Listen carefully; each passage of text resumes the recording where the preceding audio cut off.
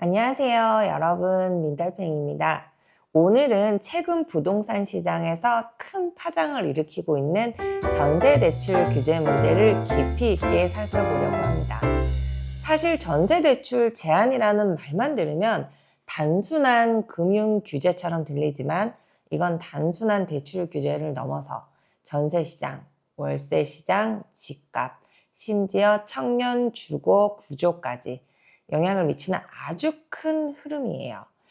그래서 이번 영상에서는 전세 대출 규제가 왜 나왔는지, 이게 집값과 시장 전반에 어떠한 영향을 주는지, 그리고 정부의 진짜 속내는 무엇인지 하나씩 짚어보면서 이야기를 풀어가 볼게요. 먼저 지금 논의되고 있는 전세 대출 규제의 핵심부터 보시죠. 정부가 검토 중인 핵심 내용은 두 가지입니다. 첫째는 전세자금 대출에 대한 DSR 규제 강화, 둘째는 임대인의 전세 보증금도 부채로 간주해 DSR에 포함시키는 방안이에요. 여기서 DSR이란 총 부채 원리금 상환 비율을 말하는 거고요. 즉, 내가 벌어들이는 연 소득 중에서 부채 원리금 상환에 쓰이는 비율을 제한하겠다는 거죠. 결과적으로는 소득이 적으면 대출을 받을 수 있는 금액이 줄어드는 구조가 되는 거예요. 지금까지 일정 요건만 맞추면 비교적 쉽게 전세 대출을 받을 수 있었고, 특히 무소득자나 자영업자, 청년층 같은 경우는 소득 증빙이 어렵기 때문에 DSR 심사를 느슨하게 해왔었어요. 하지만 앞으로는 소득이 없거나 적으면 사실상 전세 대출 자체가 어려워질 수 있다는 뜻입니다. 여기서 주목할 포인트는 단순히 대출을 덜 해주겠다는 것이 아니라 시장에 들어가는 돈의 양을 줄이겠다는 시그널인 거예요. 전세 대출은 사실상 정부가 통제할 수 있는 강력한 레버리지 수단이기 때문이죠. 그럼 왜 정부는 이런 규제를 꺼내 들었을까요? 핵심은 두 가지입니다. 첫째, 계속해서 높아지는 집값과 전세가를 잡기 위한 유동성 억제. 둘째, 실수요 위주로 시장을 재편하겠다는 의도입니다. 지금까지는 저금리 환경 속에서 전세 대출이 너무 쉽게 나가다 보니 그 돈이 다시 부동산 시장으로 흘러 들어오면서 갭 투자, 다주택 수요를 부추겼다는 판단이 깔려 있었어요. 특히나 수도권에서는 전세를 끼고 집을 사는 형태의 갭 투자가 광범위하게 퍼졌고요. 이는 가격 불안을 가중시켜 왔습니다. 정부는 이제 이런 구조를 끊고 싶어 합니다. 그래서 전세 대출을 줄여 전세 수요를 줄이고 갭 투자도 차단하면서 실수요자 위주의 시장을 만드는 것이 이번 정책의 배경입니다. 하지만 여기서부터가 중요합니다. 이런 대출 규제가 실제 시장에서 어떤 변화를 일으킬지는 단순히 수요를 줄이면 된다는 공식으로는 설명되지 않아요. 일단 전세 대출을 조이면 시장에 들어오는 유동성은 줄어들게 됩니다. 즉, 전세를 구하려는 세입자는 돈을 빌리기 어려워지고 자연스럽게 전세 수요가 줄겠죠. 문제는 이때 전세에서 밀려난 수요가 어디로 가느냐인 겁니다. 정답은 월세겠죠. 실제로 지금도 많은 지역에서 전세에서 월세로의 전환이 빠르게 이루어지고 있어요.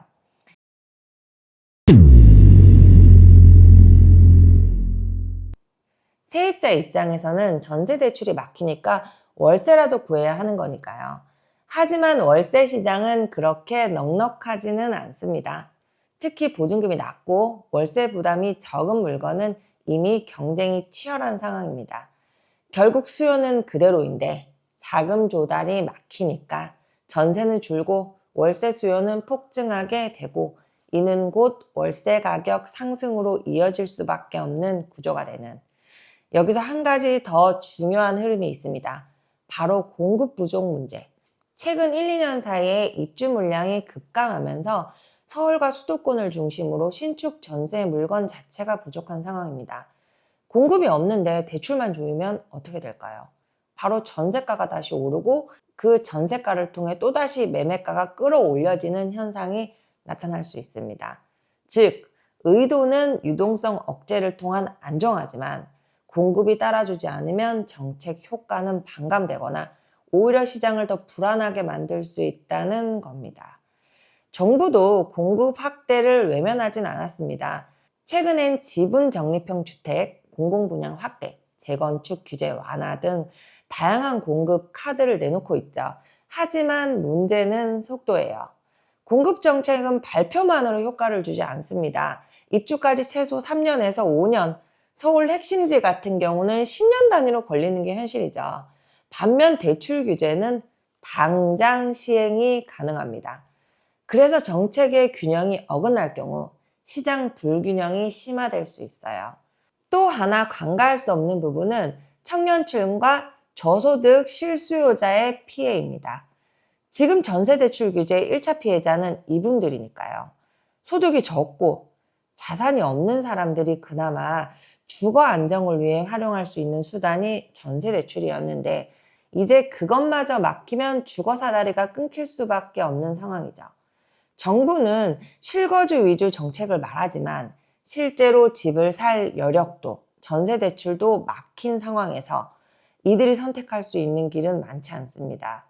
게다가 임대인 입장에서도 전세보증금을 부채로 본다? 이건 임대사업자들에게도 상당한 부담인 거죠.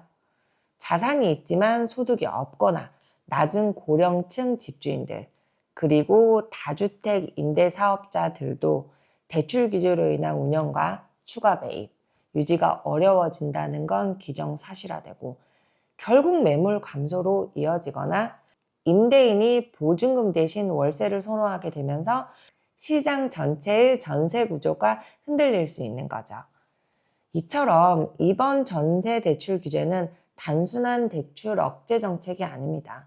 유동성 축소, 수요 억제, 공급 부족, 세입자 부담, 임대인 압박까지 모두 맞물려 있는 총체적 변화입니다.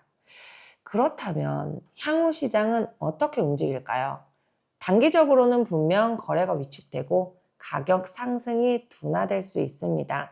특히나 지방이나 공급 과잉 지역은 실질적인 하락 압력을 받을 수 있어요. 하지만 서울, 판교, 광교 등 수도권 광세 지역은 또 이야기가 다르겠죠. 공급이 부족한 상황에서 기대감만으로 다시 집값이 반등하는 흐름이 나올 수 있어요. 이미 시장에서는 이번 대출 규제가 나와도 결국 공급이 안 되면 집값이 오른다는 판단도 존재합니다.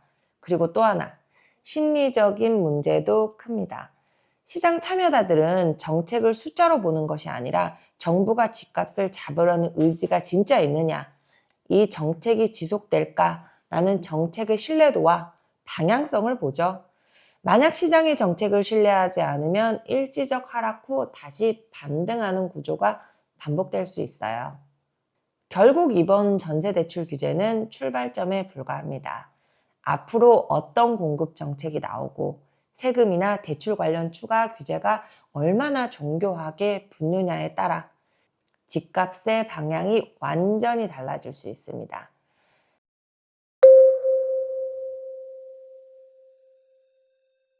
오늘 이야기 어떻게 보셨나요? 단순히 규제 찬반을 넘어서 시장의 구조와 흐름, 그리고 그 안에서 우리가 어떤 전략을 세워야 할지 고민할 때입니다. 오늘 영상이 도움이 되셨다면 구독과 좋아요 부탁드리겠습니다. 댓글로 여러분의 생각도 나눠주세요. 감사합니다.